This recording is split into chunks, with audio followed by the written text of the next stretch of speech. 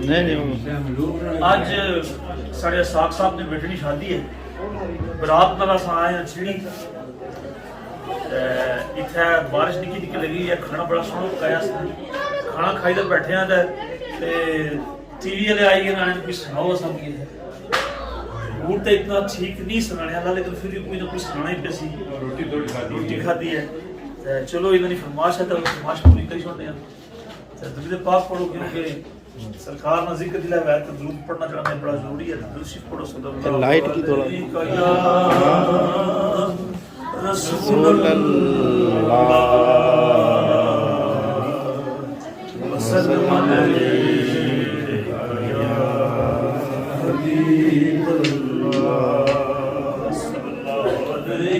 या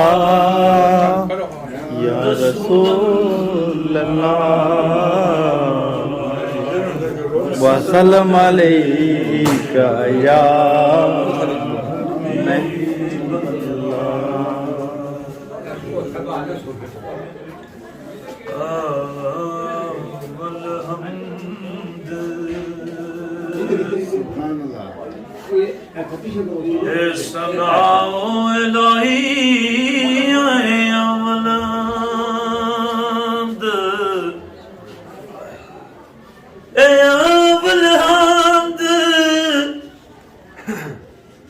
सलाओ इलाही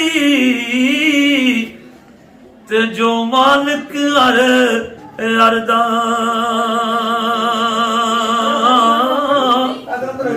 उसदा नाम चतारण वाला, वो किसे मैदान नहर सा फरमांदे ने नित नित हथ लगदा नाई ए कर्मा दा वेला, ओ फिर जाने ओ नाल सबब दे कद होएगा मेला। सुभान अल्लाह। बहार दही इस बागे, दही इस बागे सदा बहार। अजी अथाक ए सदा बहार ए दही इस बागे ओ कदे खजाना आवे, ओन फैज हजारा यार भुखा फल खावे, ओन फैज हजारा यार भुखा फल खावे।